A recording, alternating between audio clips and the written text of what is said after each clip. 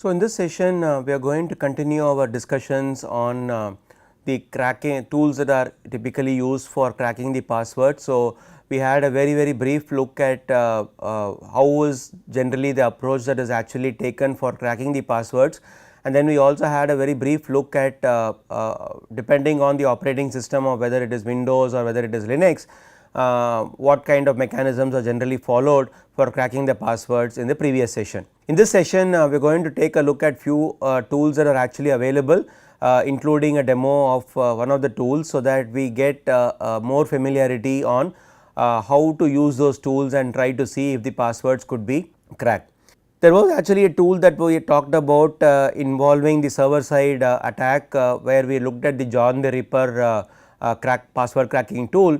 So, we have a GUI version of that tool called as Johnny, that is actually available in Kali Linux.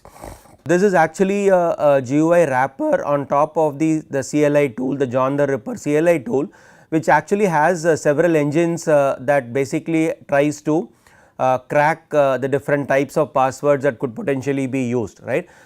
So, in the given file. So, the beauty of this tool is that it can do auto detect most hashes and encrypted passwords, making this as one of the most favorite tools that is typically used by a penetration tester. So, depending on the different types of hashing algorithms my targets could actually be using. So, like we were discussing earlier, so there are different types of hashing algorithms like MD5, SHA and so on and so forth. This tool has a mechanism to auto detect the hash that is actually used on the given password file, and then try to apply the hashing algorithm based on either a word list or a dictionary or whatever options has actually been set on that tool right now. So, this is something which is actually available in the password attacks menu option of Kali Linux. Under that, it is available in the sub menu of offline attacks. So, once you go to offline attacks, you select Johnny and open up the tool, right. So, we will actually see a small demo of how this tool is actually working. So, while we look at the demo, what we will really try to do is we will first try to add a user which will typically have a very small password which could potentially be very easily hacked by the penetration tester, right. So, we are just having a small password set for this user while creating the user, and then we are now going to start the Johnny tool under on offline attacks. So, it now opens up a GUI for me, where I could actually say I want to open up a password file, or I want to open up a last session, whatever the last session was actually doing, right. Or I could specify the different type of options that I want to have and so on. So, we will now take a look at few of those things. So, first we are going to specify the password file that we want to open, and so the password file that we are going to decide is to use the etc shadow file. So, in the etc directory, so we are going to basically make use of the shadow file, which is basically the file in which I am going to have my hashes stored. Now that we have actually created a user called hacking in that particular system on which we are running the tool, so the hash signature for this particular password will also be available as part of my etc shadow file, right. So, if you look at this right now, it is basically once we say after saying the password file, if we do a start attack, it basically gives us a warning saying that the previous session file that was actually run after this tool has been opened up has not been saved, right. So, do we want to basically go ahead, proceed and then overwrite this session, right. So, it basically gives you this warning, so that by mistake or by accident we do not sort of overwrite the existing session if we had not gone ahead and saved the previous session's output. So, if you actually override this option and then still ask it to go ahead and proceed, it basically lists down the two passwords that it has actually cracked. So, if you see here, the first one, the root, by default, as we already know by now, the default password for the root user on a Kali Linux is tour, that is a reverse of root. So, it has now successfully given this string and also displayed the hash value, right. Now, similarly, it also will tell you that the last created user hacking that we actually created in this session before we started the tool, it has also cracked that password, and the password it is reporting correctly as hack along with the hash value that it has actually generated and tested successfully for this particular string, right. So, likewise it will basically go ahead and tell you the passwords for different users that is actually available in the shadow file. So, if at all I actually have a password which is very long, or which is a combination of characters, alphanumeric characters, punctuation symbols and so on, you will find that the time that this tool is actually taking it will be much more, and then it will actually show you the status bar at the bottom of the tool, wherein it will say, like you are seeing in the screen right now,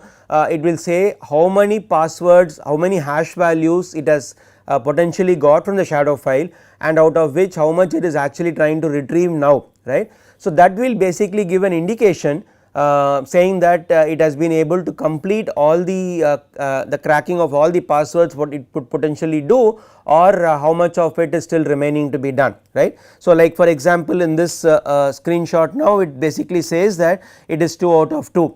That means it has been able to detect 2 hash values, and it has been able to successfully crack both those hash values and then report it to us, right. So, in the settings button you have different type of settings that you could potentially do if you want to change any of those settings, and then save the settings so that it is actually available every time you open up this tool for use.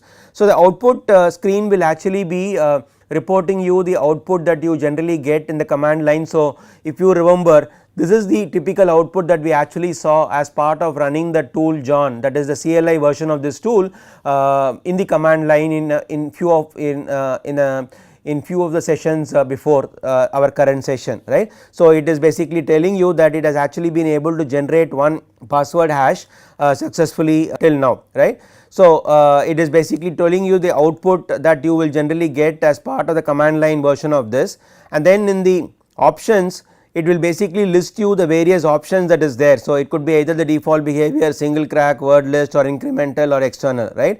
So, the single crack method basically means it is basically the most fastest mode that is used, and it basically uses very commonly known login names and passwords.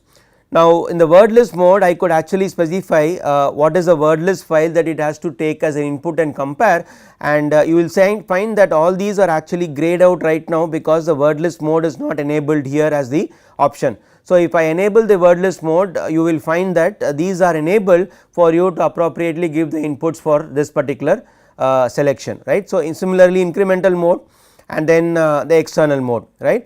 So, in the incremental mode it will basically try to have all kinds of combinations possible which you could actually test it out, maybe a single crack mode combined with the word list mode and so on and so forth, right. So, the external mode is basically you have your own code to basically generate the different kind of strings with which it has to be tested or done the brute force attack with, and thereby you will actually be able to do the penetration testing of cracking the passwords very effectively. The next tool that is actually used is what is called as a Hashcat tool.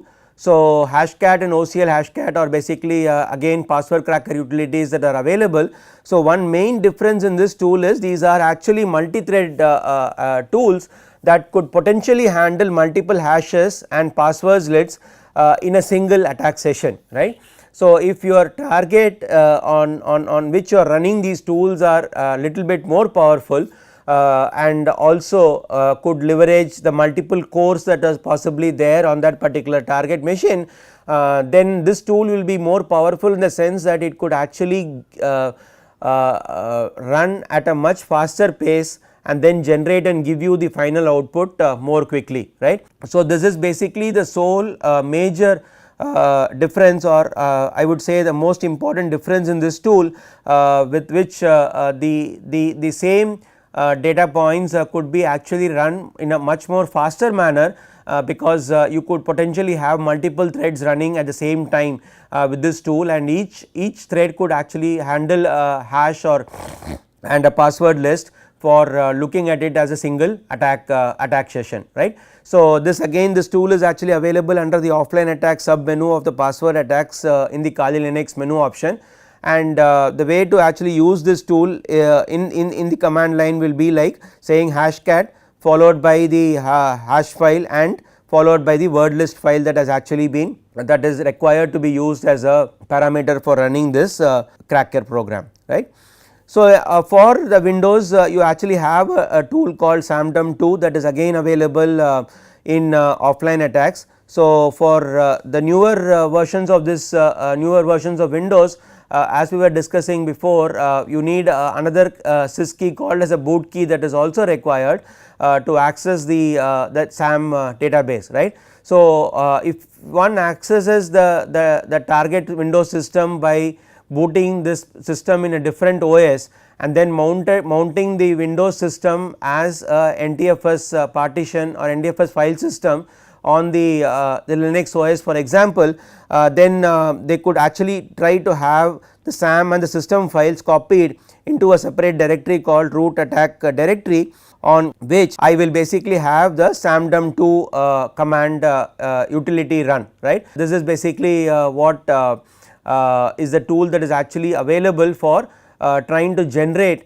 the hash files I mean the hash strings and the output could actually be generated into a single hash file, right. So, now this hash file which is basically the output file generated out of running the samterm2 command could actually be given as an input now to my tool like a John the Ripper, because as we have been seeing the CLI or the GUI version of the John tool, it basically requires only the hash file. So, as long as it has got a hash file with the hash strings in it, it is basically going to run and try to find out how it can effectively crack with the word list file or the dictionary or whatever it is and try to generate the password associated for that, right.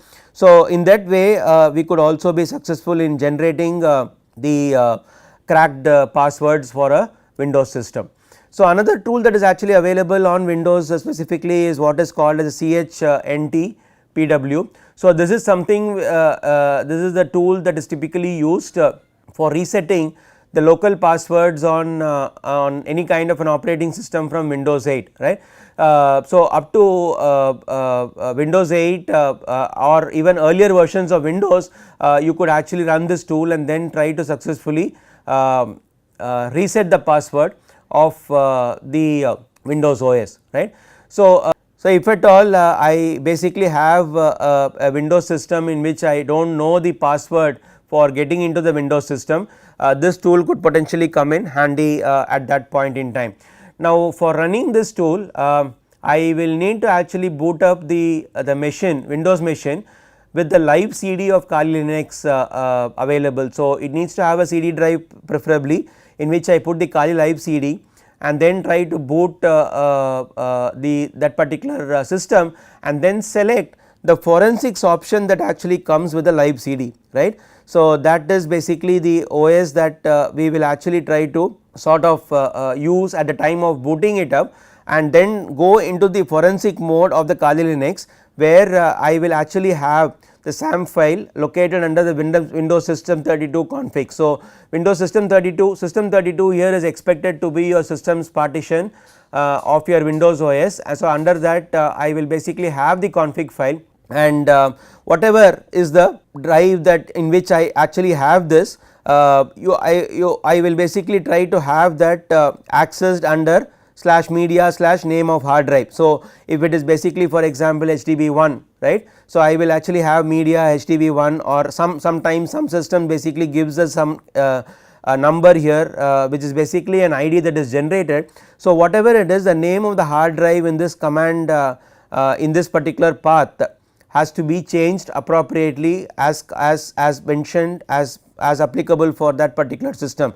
So, in this particular case, if you see it is basically a string that is actually generated. The SAM database will basically be available to you to be available in this particular mounted location, right. So, on that if we run the command CHNTPW -L SAM, it will basically list out all the user names that are basically contained on the Windows system. So, the output will be something like this, right. So, what is the different user names that are actually available, right.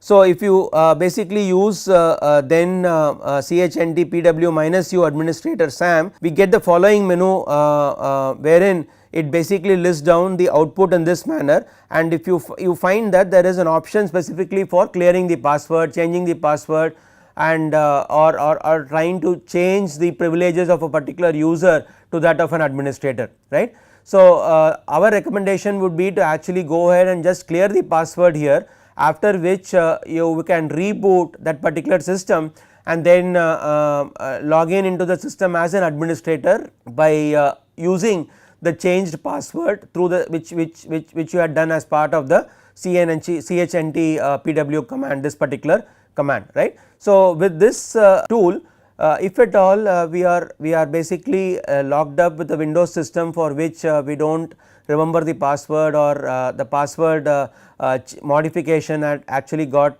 corrupted, or whatever it is, we could actually go ahead and try to make use of this utility, wherein you could actually reset the password of the administrator, for example, and then once you have successfully reset the password, you could go ahead and try to reboot the system with to the Windows operating system and log in into that system successfully. So, this is the utility that will come in handy whenever we have a requirement to reset the password. Thank you.